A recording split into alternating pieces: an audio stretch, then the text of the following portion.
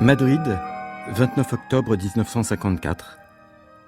Je rentre demain travailler à Antibes. Bon voyage. Pas mal de dessins, quelques objets pour les natures mortes dans ma valise, si la douane le veut bien, et une envie fantastique de peindre des personnages, des portraits, des hommes à cheval, des marchés pleins de monde. Et la Salve Velasquez. Tellement de génie qu'il ne le montre même pas, disant tout simplement au monde « Je n'ai que du talent, mais j'en ai sérieusement ». Quelle joie, quelle joie! Solide, calme, inébranlablement enraciné, peintre des peintres à égale distance des rois et des nains, à égale distance de lui-même et des autres. Maniant le miracle à chaque touche, sans hésiter en hésitant, immense de simplicité, de sobriété, sans cesse au maximum de la couleur, toute réserve à lui, hors de lui, et là sur la toile. Donne l'impression claire d'être le premier pilier inébranlable de la peinture libre. Libre, le roi des rois. Et tout cela fonctionne comme les nuages qui passent les uns dans les autres avant que le ciel ne soit ciel et terre, terre. Merveilleux, Jacques, absolument merveilleux. Il y a exactement 25 ans que je n'avais vu ces tableaux. J'y suis allé tout droit, mais je ne les ai vus que pour la première fois aujourd'hui. Nom de Dieu, quelle histoire! Cette salle Velasquez, il faut voir cela, Jacques, il faut le voir. Si vous venez à Antibes, je vous mets dans l'avion à Nice et 2 heures après vous serez au Prado. Il faut voir cela absolument. Au fond, je garde 2 impressions majeures. Les colonnes à Grenade et la salle Velasquez ici. Le reste vacille. Lettre de Nicolas de Staël à Jacques Dubourg.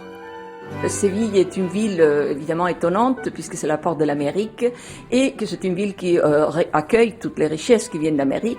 Mais le passage du XVIe au XVIIe siècle se fait difficilement. Cette manne qui arrive d'Amérique commence à être... Elle est toujours aussi abondante, mais disons qu'elle n'est pas très bien partagée. Il y a aussi beaucoup de pénuries dans certains milieux sévillans, mais les milieux acheteurs d'art sont effectivement très demandeurs surtout de peintures religieuses, puisque la spécificité de Séville en matière de peinture, ça sera quand même la peinture religieuse. Disons que le changement des siècles est aussi intéressant du point de vue historique pour l'Espagne, puisqu'il y a un changement, un passage de cette Espagne de Philippe II qui se finit avec une note assez sinistre, assez noire. Cet homme enfermé à l'Escorial, veuf 4 fois, qui a perdu beaucoup d'enfants. Il laisse un héritier, il est conscient que son héritier n'aura peut-être pas la même envergure politique que lui, et l'Espagne en quelque sorte revit aussi un peu à la mort de Philippe II. On inaugure une période de fêtes même un petit peu excessives sans aucun doute, mais les règnes de Philippe III et de Philippe IV vont être en fait les 2 règnes de la vie de Velázquez. On peut considérer que c'est un grand siècle d'or des arts, de tous les arts.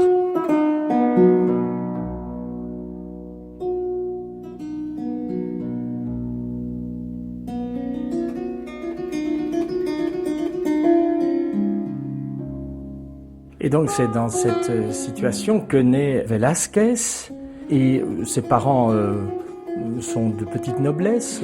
Araceli Guillaume Alonso. On le pense, on a tout dit. On a aussi dit qu'il était descendant des convertis juifs d'origine portugaise qui arrivent à ce moment-là en Espagne et qu'on a caché les origines, qu'on a même falsifié évidemment la lignée. On n'a aucune certitude. Ce nom de famille portugais, Silva effectivement est là. Il a quelque chose, il est portugais en partie, mais on ne sait pas si cette origine portugaise appartient à la petite noblesse ou est issue de la petite noblesse, ou si c'est au contraire une lignée juive. Il appartient à un petit milieu, puisque autrement il n'aurait pas été placé pour devenir peintre, c'est-à-dire après tout un travailleur manuel. S'il avait appartenu, s'il était issu d'une vraie noblesse, il était hors de question de le faire entrer dans un atelier à l'âge de 11 ans, comme ça a été son cas.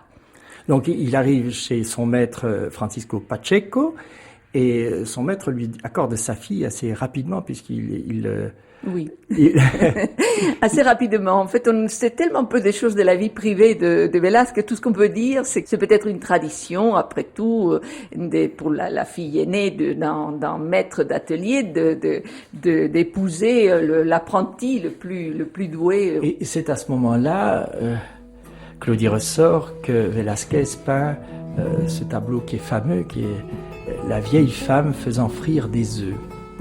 Oui, c'est un tableau qui est daté. Et la date a apparu au moment de la dernière restauration. 1618. Et Velázquez a 18 ans, puisqu'il est né en 1599. Donc certainement, nous ne connaissons pas ses premiers tableaux. On ne peut pas débuter avec un tableau composé d'une façon aussi équilibrée et peint avec une sûreté extraordinaire. Il me semble que le tableau, un des plus beaux pour moi de Velázquez, et qui est la clé de son œuvre, c'est Le Marchand d'eau de Séville, donc un tableau de la période encore caravagesque, parce que précisément c'est l'image d'un don. Ici, on a pensé d'ailleurs que ce tableau faisait partie des œuvres de miséricorde, comme la vieille femme qui fait frire les œufs aurait été donner à manger à ceux qui ont faim. Ce tableau serait l'illustration de donner à boire à ceux qui ont soif. C'est un vieil homme, donc ce tableau est l'histoire d'une transmission, d'un héritage. Un vieil homme qui tend dans un silence religieux, dans le rituel silencieux de l'image. On a vu combien le silence de la peinture est la condition même d'émergence de la présence des figures, qui tend donc ce verre d'eau dans lequel on voit une figue pour parfumer l'eau, à un jeune homme. Il ne se regarde pas, il médite le geste rituel qu'ils sont en train d'accomplir, et entre le vieillard et l'enfant, il y a ce troisième personnage, on a pensé que c'était les trois âges de la vie, qui fait le geste de boire et qui est comme l'esprit qui les réunit. Et ce qu'il y a de merveilleux dans ce tableau, c'est que la gravité du don, de l'échange, de la reconnaissance, je pourrais presque dire la courtoisie, pour employer un mot qui dit précisément le jeu des échanges, des respects mutuels qui sont dus à la cour, mais toute la société ici, même misérable et vue avec la noblesse de la cour, eh bien la gravité de cet échange fait effet de peinture. C'est-à-dire que par exemple cette jarre d'eau sur laquelle on discerne une petite goutte d'eau a une présence extraordinaire, et on comprend très bien que c'est le geste de l'échange qui, suspendant l'image dans une lumière presque magique, sculpte les formes, comme le pichet également sur la table, comme le verre d'eau lui-même qui est une véritable merveille de peinture avec cette figue qui est au fond du verre pour parfumer l'eau, les mains, tout ici acquiert une puissance de présence, une puissance picturale pour ainsi dire, qui est un effet de la gravité du don et du silence, du fait que cet échange se situe en deçà du langage.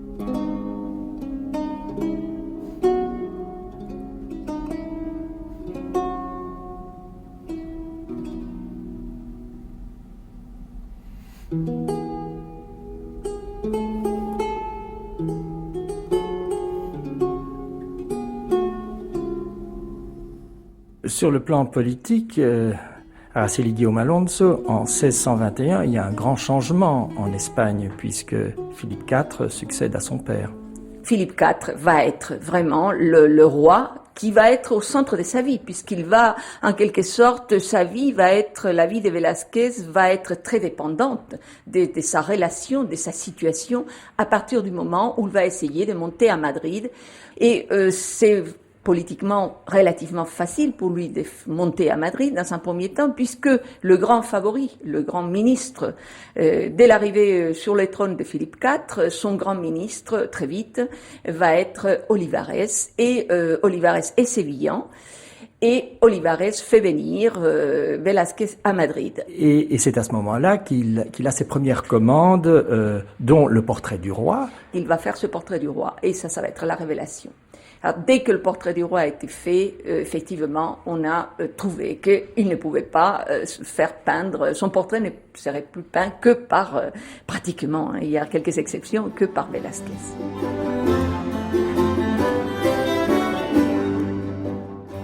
Jacques Dariula, vous êtes professeur de philosophie de l'art. Au fond, qu'est-ce qui vous intéresse spécialement chez Velázquez ? C'est un paradoxe. D'une part, Velázquez est le modèle même du peintre courtisan. Un peintre courtisan, on a tendance à penser, naturellement, on penserait que c'est un peintre flatteur et que pour tant réussir auprès de ses maîtres, il a dû donc faire un art certainement de très haute qualité, mais qui renvoie au roi un portrait courtisan et flatteur de lui-même. Or, Ce qui m'a toujours frappé chez Velázquez, c'est cette contradiction entre cette carrière fulgurante, on ne voit guère que Rubens,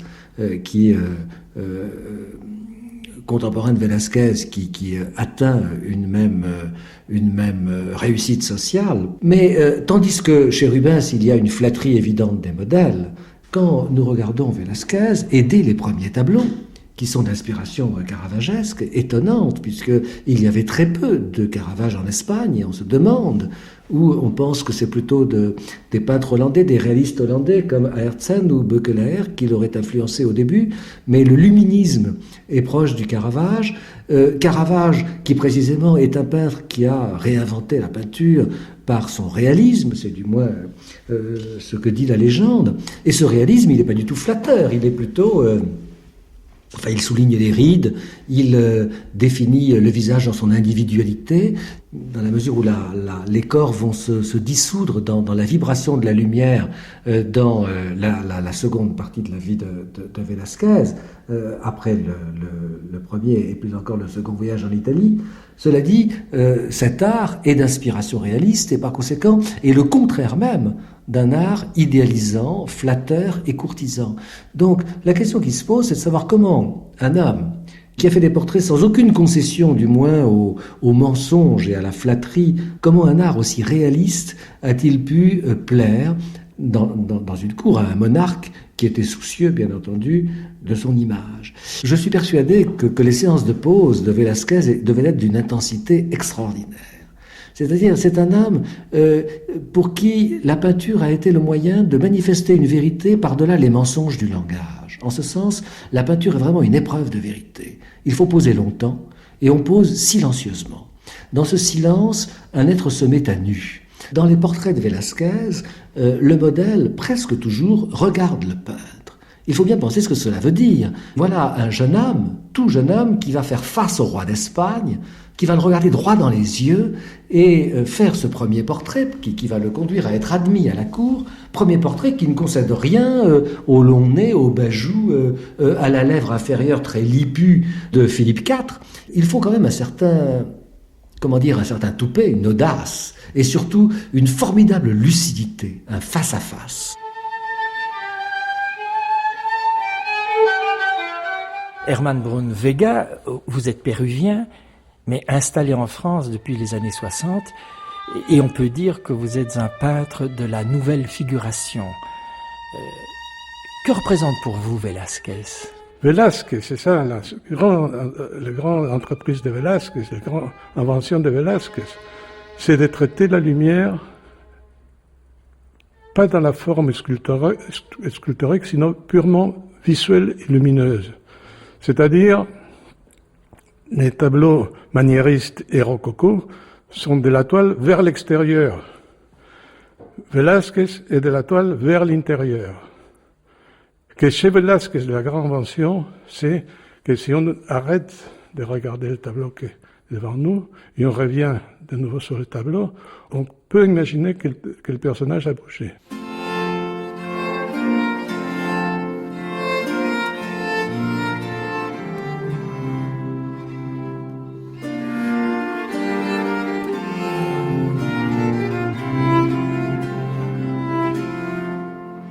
Araceli Guillaume Alonso, nous sommes ici en face du portrait d'Olivares.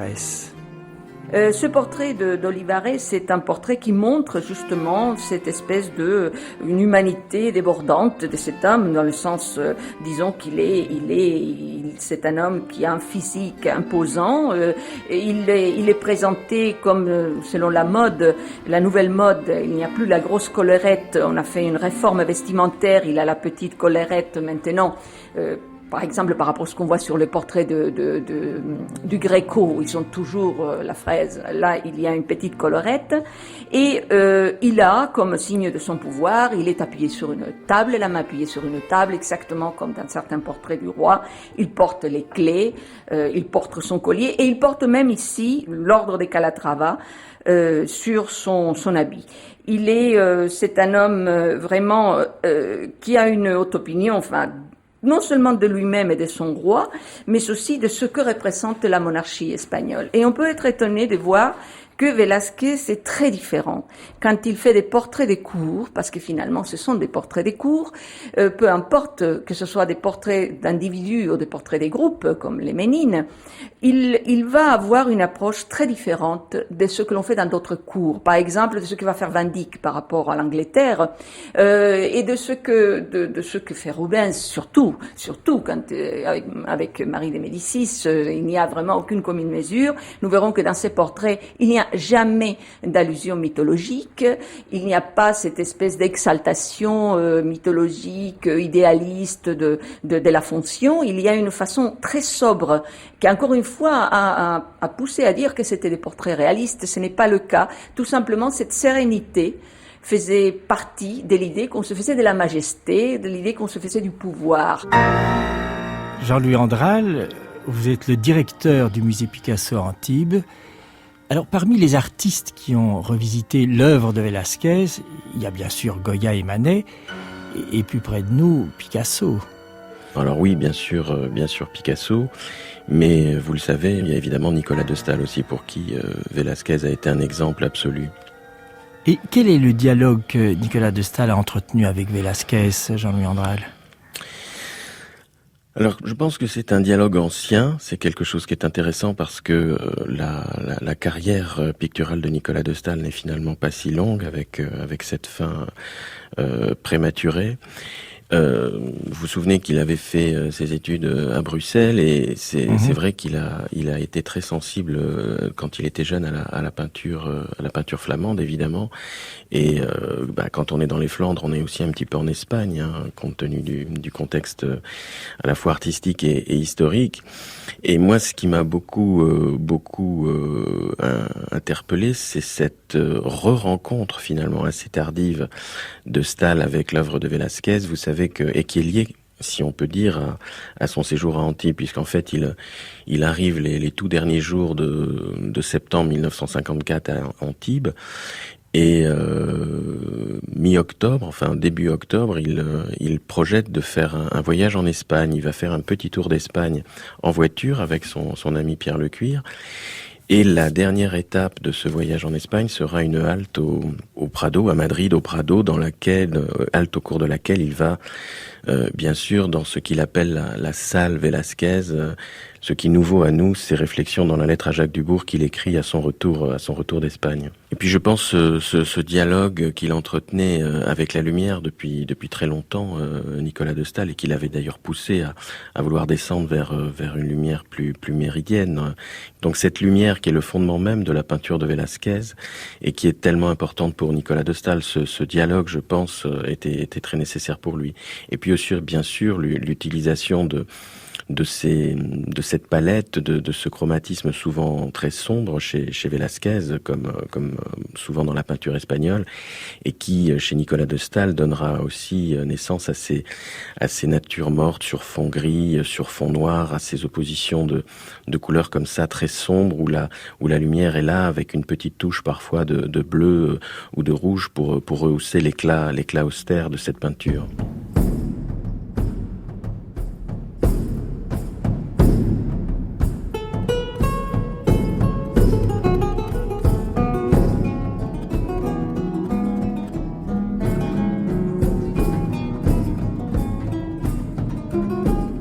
Véronique Gérard-Poël, durant ce séjour à Madrid, Velázquez n'oublie jamais son ascension sociale. Ses premières années à Madrid sont marquées par cette double carrière, à la fois sa formation de peintre qui prend une ampleur nouvelle face aux énormes collections du Palais Royal. Il s'aperçoit de trous énormes. Il a eu peu d'exemples de peinture italienne. Il a beaucoup de Titien à regarder. Il va avoir un moment exceptionnel qui est la visite de Rubens à Madrid en 1628. Rubens qui va beaucoup le pousser vers une carrière qui sort uniquement du milieu de peintre. Et donc c'est vraiment à partir des années 1628 que Velázquez cherche à monter dans la hiérarchie des serviteurs du palais, ce qui réussira très bien puisqu'il finit en grand maréchal du palais. Velázquez, à ce moment-là, vous l'avez suggéré, sollicite un voyage en Italie. C'est sans doute par Gênes, Venise, Rome que Velázquez aborde et séjourne. Son premier voyage est assez court, à peu près à peine 1 an.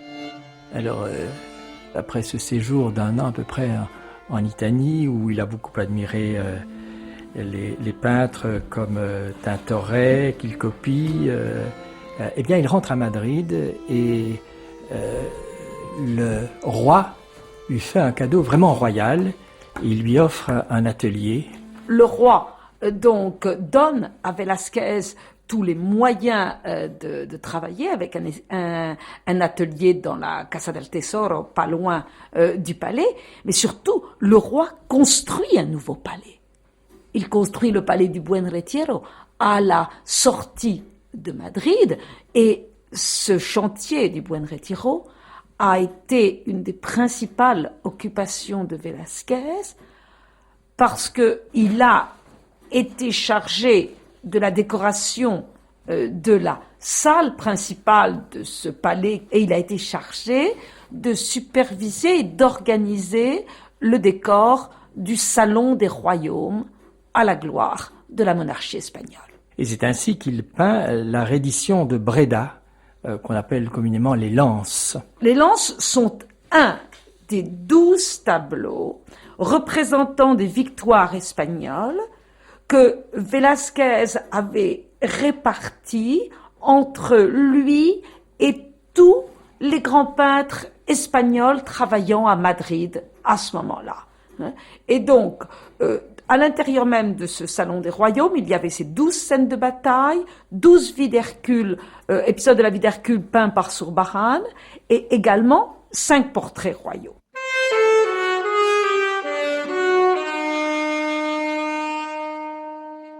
Alors, Jacques Dariulla, cette reddition de Breda, qu'est-ce que ça vous inspire en tant que philosophe ? La lecture que j'en fais n'a rien d'original. Tout le monde a souligné le geste. Justin de Nassau, donc gouverneur de la ville de Breda, se rend à Ambrogio Spinola et lui donne les clés de la ville. Le geste habituel du vaincu devant le vainqueur est de mettre genou à terre. Ambrogio Spinola, que connaissait d'ailleurs bien Velázquez, puisqu'il l'avait accompagné lors de son premier voyage en Italie, eh bien, arrête justement cette humiliation du vaincu dans le vainqueur. Et le tenant à l'épaule l'empêche de s'agenouiller, et tous deux se regardent, dans un instant qui va faire toute la grâce. Vraiment, on peut dire que ce regard échangé est la clé de voûte de tout le tableau. Velázquez a un grand sens de cette noblesse mutuelle, de cette chevalerie, justement, à laquelle il voulait appartenir, et qui fait la dignité de chaque homme.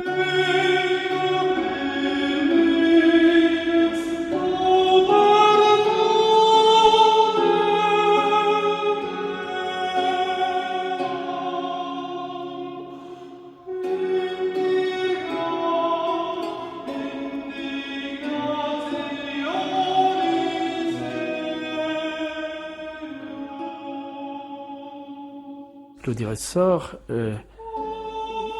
Velázquez a peu peint d'œuvres religieuses. Et il y a une grande exception qui est ce Christ en croix. Il reçoit en effet une commande du couvent madrilène de San Placido. Une composition qui pour lui était quand même quelque chose d'assez familier à Séville.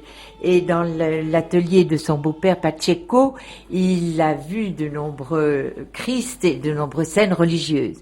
Il reprend du reste à cette occasion une préoccupation du cercle des érudits autour de Pacheco, à savoir comment le Christ était représenté sur la croix.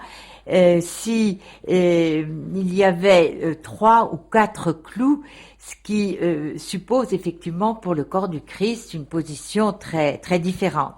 Ici, donc, selon la théorie de Pacheco, le Christ est cloué sur la croix, ses pieds reposent donc séparément et sont fixés par 2 clous. Donc nous avons une position beaucoup plus rigide du corps.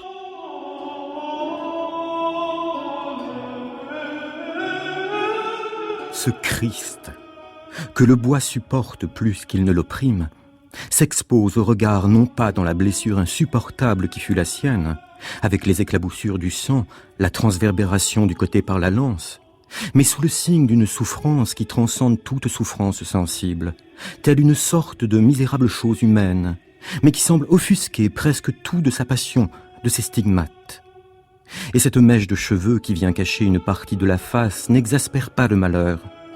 Elle soustrait la victime la plus auguste à l'ignominie et la remet entre les mains de la pitié humaine plus encore que de la ferveur. Claude Esteban.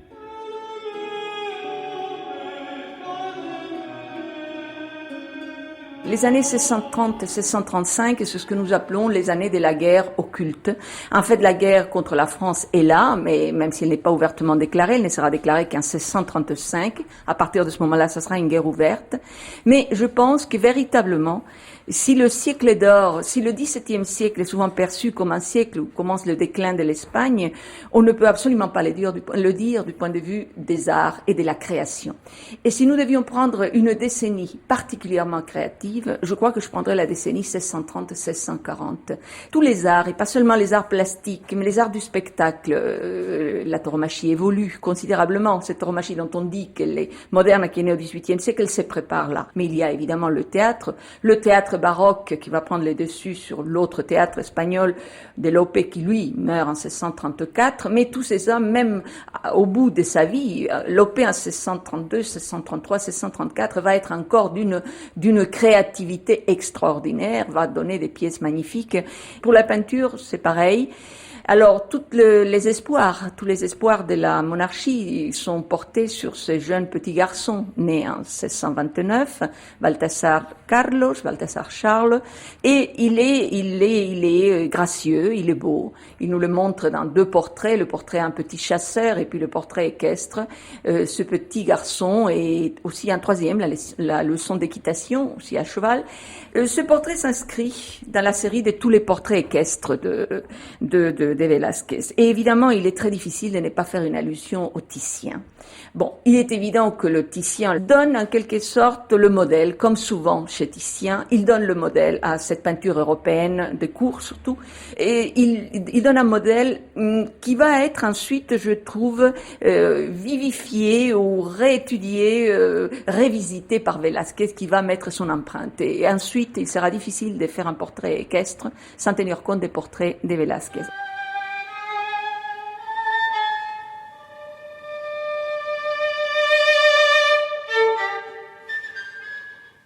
Quand on parle de Velázquez, on dit toujours qu'il peignait l'air, l'atmosphère, etc. Je ne crois guère à tout cela, et je n'ai jamais saisi ce que ces expressions doivent signifier au juste. L'effet aérien de ces figures vient simplement de l'indécision des contours et des surfaces où il a la hardiesse de les laisser. Pour ses contemporains, c'étaient des peintures inachevées, et c'est pour cela que Velázquez ne fut pas populaire en son temps. Il avait fait la découverte la plus impopulaire de toutes. La réalité se différencie du mythe en ce qu'elle n'est jamais achevée. Ortega y Gasset. Pour le peintre que vous êtes, Herman Braunweiger, qu'est-ce qu'il y a de plus étonnant dans le génie de Velázquez ? Sa capacité à conceptualiser son travail, sa démarche, d'un côté, et la fulgurance de son geste pour appliquer la couleur. L'économie dans le geste et l'économie dans la matière. Ces tableaux sont assez aquarellés très souvent. Et dans ce tableau de Prince Balthazar Carlos, vous pouvez voir ce que je vous dis si vous regardez les chapeaux du prince, qui essaie de travailler du premier geste par transparence, on voit la toile, et surtout le visage, que c'est une merveille de visage, et la partie à l'ombre du visage, on voit la matière de textile, de la toile. C'est un lavis de couleurs, et là, il s'est arrêté. Les autres peintres finissent par emplâtrer le tableau, de tellement appliquer la couleur pour créer cette illusion de perfection. Après plus de presque 30 ans maintenant passés à la cour de Madrid, l'homme en a assez. L'homme en a assez de cette cour, il veut partir et il veut retrouver l'Italie.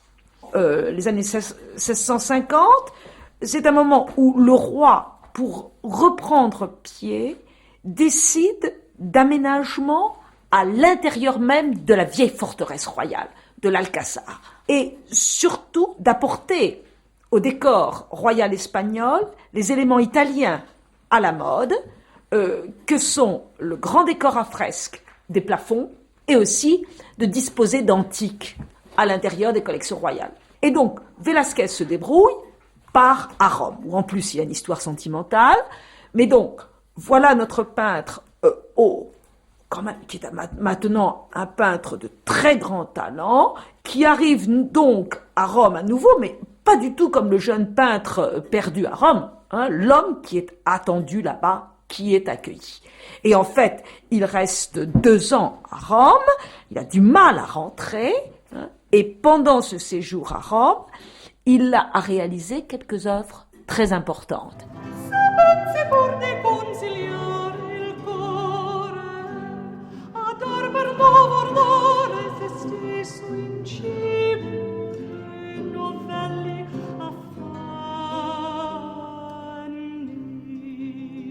Alors, le problème de cette Vénus est multiple. Pourquoi? Parce que d'abord, on le sait quand on lit les instructions de Pacheco dans son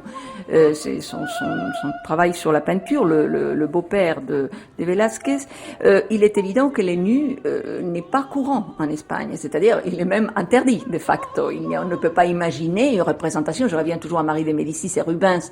C'est vrai qu'on ne pourrait pas imaginer une représentation d'une reine d'Espagne dans les tenues, telle que la série qui a été faite pour le Luxembourg par Rubens. C'est impensable en Espagne. Mais ici, c'est pour cela que l'on dit que la Vénus a été peinte en Italie. C'est un magnifique nu. On a l'impression, c'est un peu hasardeux peut-être de dire ça, mais je vois une sorte de relation dialectique avec la Vénus d'Urbino du Titien.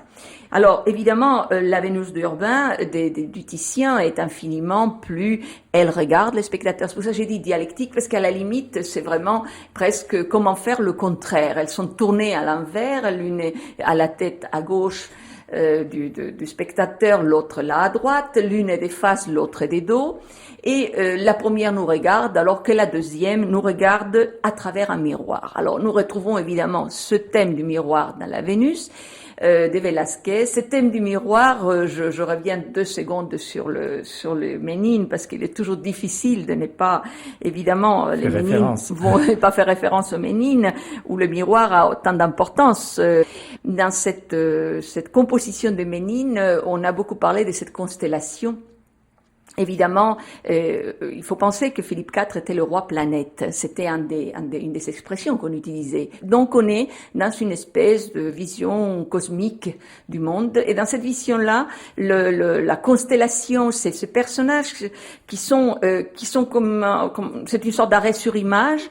Ces personnages, mais qui ont en même temps un dynamisme cette composition centrale des Ménines, on l'a vu en Espagne, des possibilités, comme une sorte de constellation, la constellation de la perle, au milieu de laquelle cette Marguerite, cette infante qui à ce moment-là était de facto princesse, parce que tant que son frère n'est pas né, l'autre étant mort et sa sœur aînée étant promise, sa demi-sœur aînée étant promise au roi de France, elle devenait vraiment l'espoir de la monarchie. Elle était perçue comme la perle, c'est-à-dire le centre de la constellation. Et l'utilisation du miroir, en fait, nous la trouvons également dans notre Vénus. C'est une autre façon de nous montrer les choses, nous montre l'absence présente, c'est-à-dire il aurait été impensable, me semble-t-il, au milieu de cette famille de Philippe IV, de montrer le roi et la reine. Alors là, on les montre dans le miroir, c'est indiscutable. Ils sont en même temps les centres, ils sont là sans être là. C'est une sorte de présence tutélaire. Ce miroir nous reflète ce visage qu'il aurait été impudique de montrer à côté du nu quelque part. Dans les autres femmes nues, dans les autres grands nus, je pense pas uniquement à la Vénus d'Urbain, mais évidemment après à Goya, et puis évidemment à la Maja de Goya, et puis également à l'Olympe de Manet. Les autres 3, si je peux dire, précédentes et postérieures, regardent de façon assez directe le spectateur. Alors que la Vénus, elle ne regarde qu'à travers le miroir.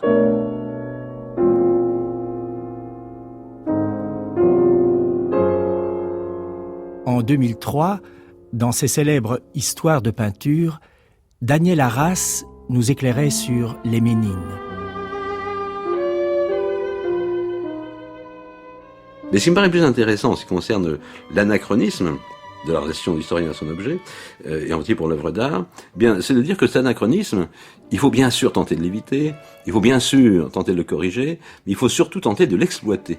Alors là, c'est une position plus paradoxale par rapport à pas mal d'historiens, disons une conception traditionnelle de l'histoire ou de l'histoire de l'art, dire exploiter l'anachronisme dans lequel je me trouve comme historien du début du XXIe siècle par rapport à une œuvre du début ou de la fin du XVIe siècle. Mais parce que cet anachronisme constitutif de ma relation, qu'il soit matériel ou qu'il soit mental, peut aboutir à des résultats théoriques d'un côté, historiques de l'autre, extrêmement intéressants et je dirais fructueux.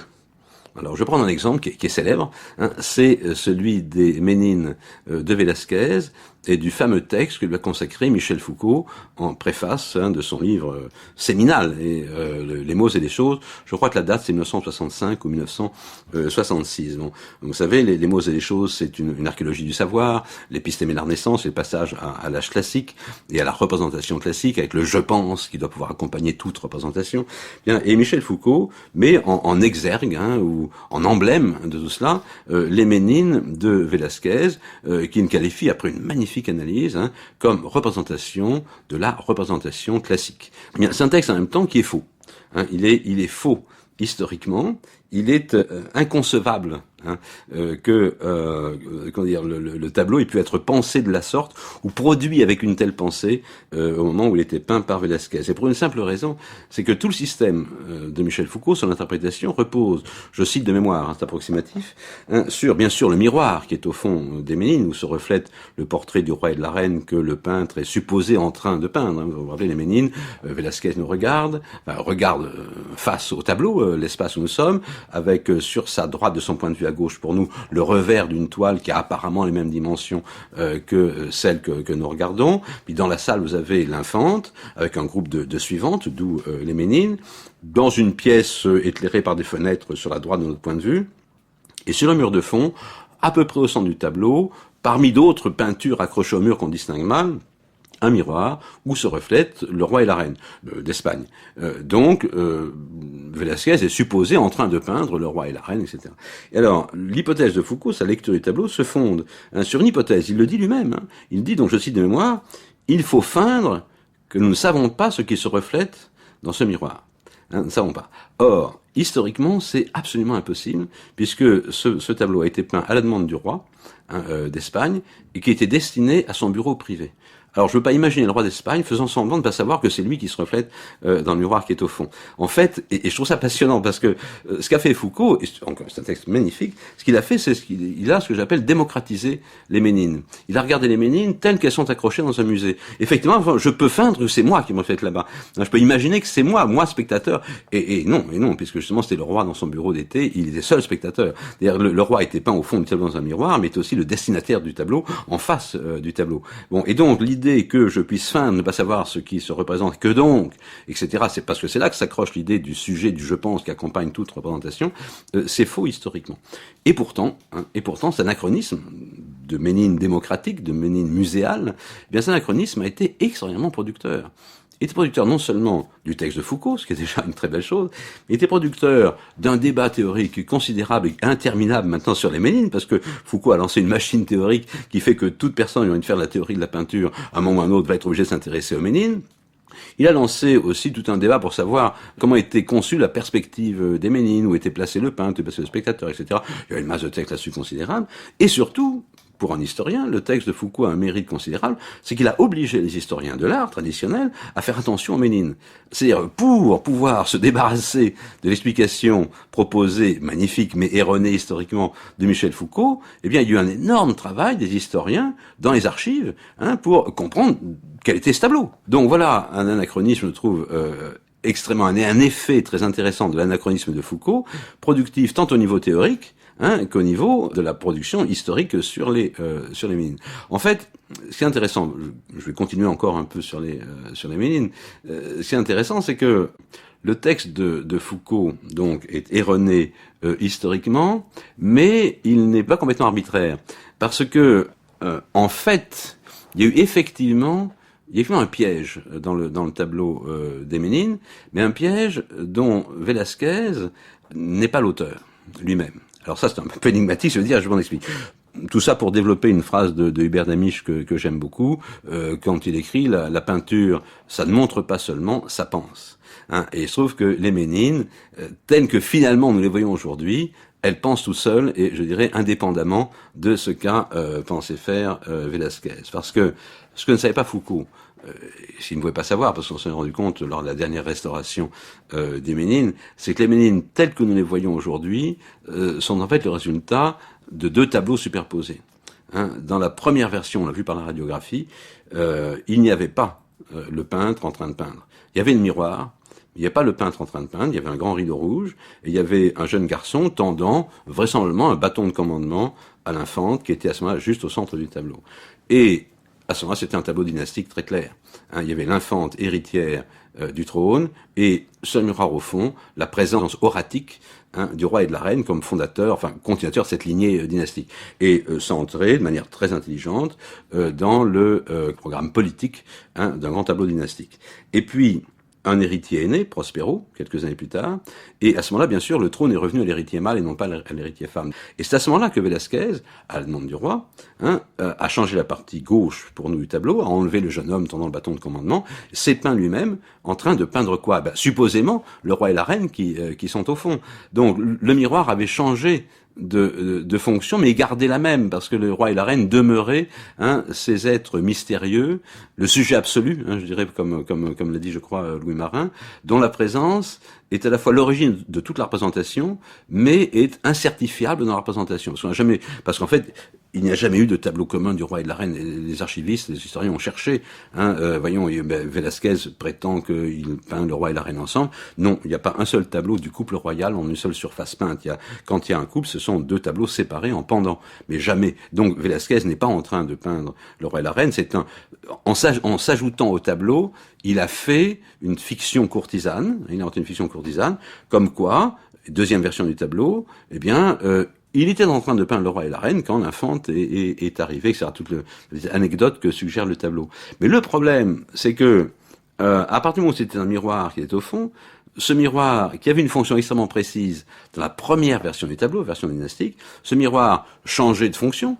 Il devenait anecdotique et courtisan, mais gardait en fait sa fonction dynastique. C'est-à-dire que le tableau lui-même, est un tableau insoluble, parce que le même objet central, le miroir reflétant le roi et la reine, change apparemment de fonction, mais garde sa première fonction. Et donc il y a là, si vous voulez, l'analyse de Foucault fausse historiquement, en fait, est parfaitement légitime si on fait vraiment à fond l'histoire du tableau. On se rend compte qu'effectivement, Foucault, ne sachant pas l'histoire détaillée du tableau et de ses deux versions, a mis le doigt sur ce qui est, à mon avis, le piège maximum du tableau Les Ménines, c'est que dedans, Velázquez ne respecte pas le principe de base de la peinture classique énoncé par Alberti au XVe siècle. Le peintre n'a affaire qu'avec ce qui se voit.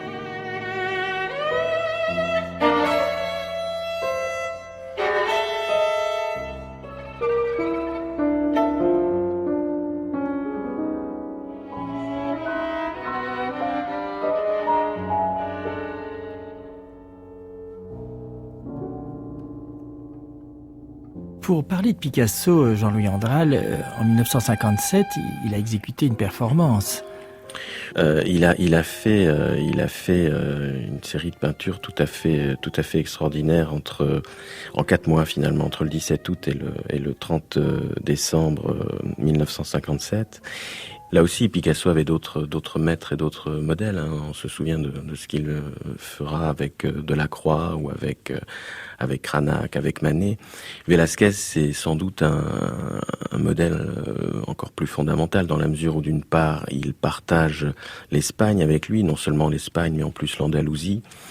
et puis parce que c'est le père de toute la peinture espagnole, donc il y a forcément là un rapport au père aussi chez Picasso, au père de la peinture qui n'est pas innocent. Et donc il fait 44 variations sur le thème des Ménines en quelques mois. En fait, il avait dit, c'est assez amusant, il avait confié à Sabartès cette idée d'un jour copier les Ménines. Et donc Sabartès rappelait ce que lui disait Picasso. Supposons que l'on veuille copier les Ménines purement et simplement. Il arrivera un moment, si c'était moi qui entreprenais ce travail, où je me dirais qu'est-ce que cela donnerait si je mettais ce personnage-là un peu plus à droite ou un peu plus à gauche. Et j'essaierai de le faire à ma manière, sans plus me préoccuper de Velázquez. Cette tentative m'amènerait certainement à modifier la lumière ou à la disposer autrement, du fait que j'aurais changé un personnage de place. Ainsi, peu à peu, j'arriverais à faire un tableau Les Ménines, qui pour un peintre spécialiste de la copie serait détestable. Ce ne serait pas les Ménines telles qu'elles apparaissent pour lui sur la toile de Velázquez, ce serait mes Ménines.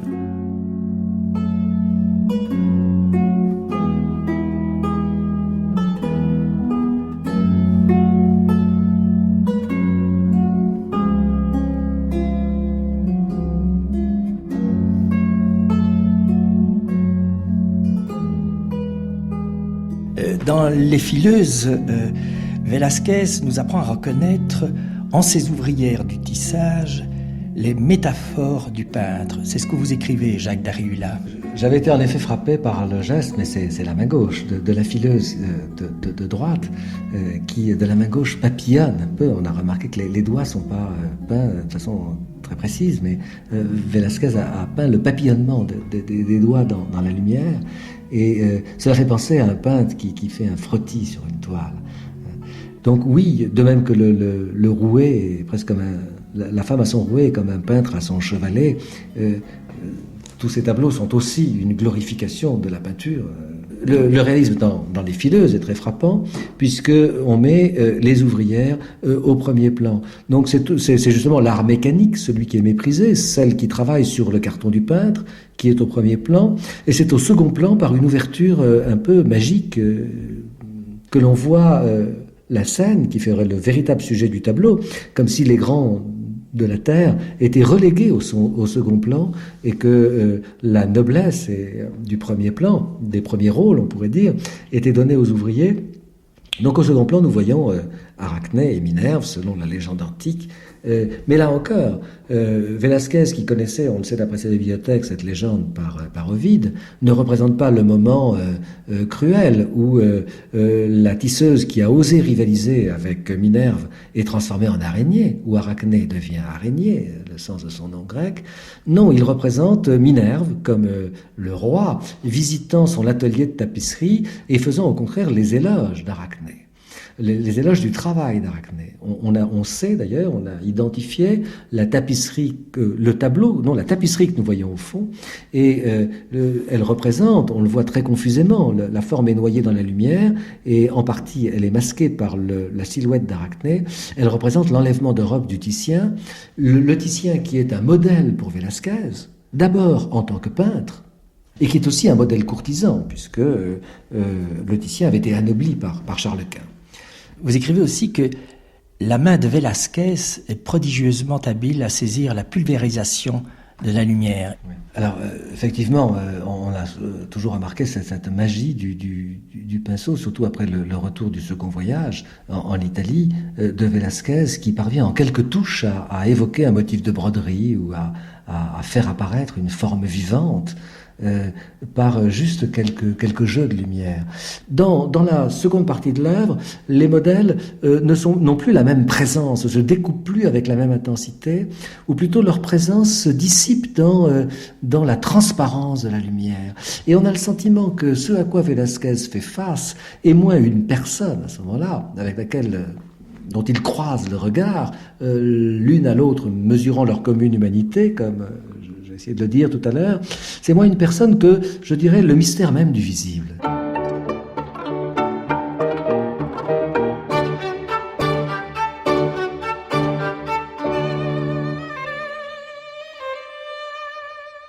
On pourrait peut-être évoquer Araceli Guillaume Alonso la promesse de mariage de l'infant de Marie-Thérèse avec Louis XIV, qui fait la suite de la paix des Pyrénées, en quelque sorte. Là, on va sceller la paix, et cette paix tant recherchée.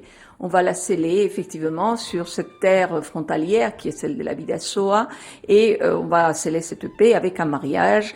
Alors, c'était déjà un homme fatigué, Velázquez, à l'époque, mais il avait eu des charges. Alors, il y a sur la vie de Velázquez beaucoup d'inconnus. Il y a beaucoup d'inconnus aussi sur son rapport à la peinture. J'aime beaucoup ce que dit Ortega Gasset, notre grand philosophe espagnol. Il dit que Velázquez, en fait, n'aimait pas tant que ça, qu'il n'aimait pas peindre. Enfin, qu'il aimait bien peindre de temps à autre, mais qu'il n'avait pas la passion que va avoir par la suite quelqu'un comme Goya ou comme Picasso, pour donner les grands noms des hommes qui ensuite ont eu comme référent Velázquez. Et il disait que autrement on ne comprend pas comment il y a eu si peu de tableaux. L'excuse que l'on donne, ce sont les charges qu'il avait à la cour. Il avait la charge d'être peintre à la cour, le peintre du roi, le peintre officiel du roi, très rapidement, en 1724. Mais ensuite, il a eu d'autres charges administratives, mais également il s'occupait de l'organisation des fêtes, des grandes fêtes courtisanes, de la mise en place des décors, de la mise en place des spectacles. C'était une sorte de chorégraphe aussi, d'une certaine façon. Et c'est de cette façon-là qu'il aurait organisé, n'est-ce pas, la passation, la remise de Marie-Thérèse à son époux, à son fiancé sur la Bidasoa. Il a fait le voyage, il était très fatigué. Très peu de temps après son retour à Madrid, dans la foulée, il est décédé, et sa femme peu de temps après lui, la même année. Ça a été un petit peu, disons, le point final. Il a accompagné, je crois qu'il a accompagné Philippe IV, parce que nous n'avons pas évoqué une relation qui est souvent évoquée et qui semble avoir été vraie. Cette idée qu'on a eue à un moment donné que les Ménines correspondaient à un moment où le roi arrivait à l'improviste dans l'atelier du peintre de façon totalement improvisée, puis qui trouvait là sa fille et ses suivantes et les nains et les bouffons en train de regarder peindre le peintre. C'est une des théories, une des multiples théories qu'il y a eu autour de Ménine. Mais ce qui est certain, c'est qu'il y avait ces visites du roi à l'atelier, impromptues, à n'importe quel moment, quand le peintre était en train de peindre. C'est-à-dire, ce peintre était installé dans ce qui avait été auparavant les chambres, la demeure de Balthasar Carlos. Quand le petit garçon est décédé, c'est là qu'on a installé l'atelier de Velázquez. Et c'est évident que il y a eu entre ces deux hommes, on ne peut pas parler d'amitié au sens où nous l'entendons aujourd'hui, mais de toute évidence. Quand le roi a signé l'a fait chevalier de l'ordre, a signé l'ordre, en quelque sorte obligé le pape à l'accepter, imposer qu'il devienne membre chevalier de l'ordre de Saint-Jacques, c'est-à-dire sans tenir compte du fait qu'il n'était éventuellement pas d'une lignée noble, qu'il avait fait un travail manuel, qu'il avait toute sa vie être un peintre, donc un travailleur manuel d'une certaine façon. Il est évident qu'il a montré toute l'affection, je dois dire, plus qu'amitié, toute l'affection et tout probablement l'admiration qu'il portait à Velázquez. Et sans aucun doute, Philippe IV était flegmatique, mais on peut se dire que Velázquez semble aussi avoir été très flegmatique. Et tous les deux, peut-être, ces espèces de silences que nous avons de deux personnages les rapprochent. L'un dans sa peinture, l'autre dans sa conception du pouvoir. Ce sont des hommes assez insondables, et peut-être qu'ils ont partagé d'abord un goût pour l'art. Ils savaient tout ce qui se faisait. C'était vraiment deux grands esthètes.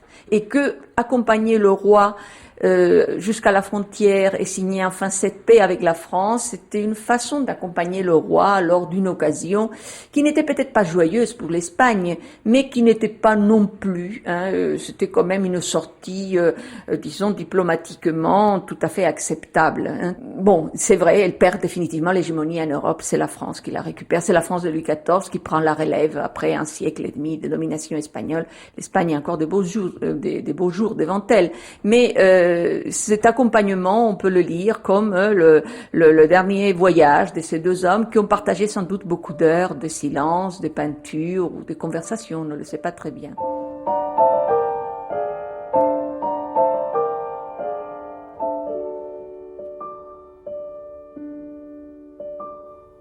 Mallarmé disait qu'un poème ne commence et ne se termine jamais, qu'il fait semblant.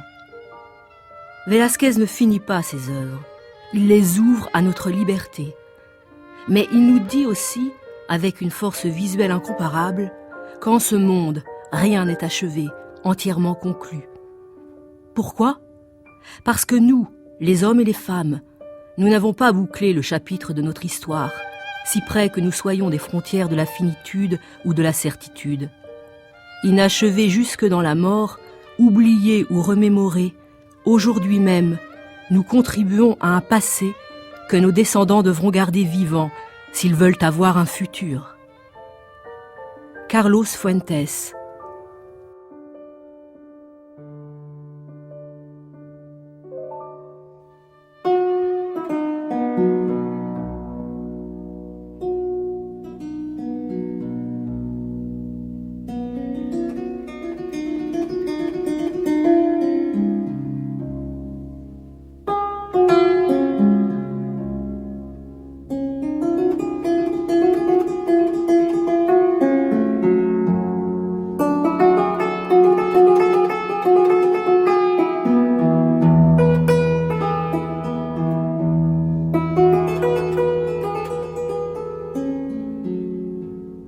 C'était Une vie, une œuvre, Velázquez, avec Araceli Guillaume Alonso, hispaniste, Université Paris IV, Claudie Rossort, chargée d'études honoraires du Louvre, Jacques Darihuila, philosophe, auteur de Métaphores du regard aux éditions Lagune, Véronique Gérard-Poel, maître de conférence à Paris IV, Jean-Louis Andral, directeur du musée Picasso à Antibes, et Herman Braun-Vega, peintre.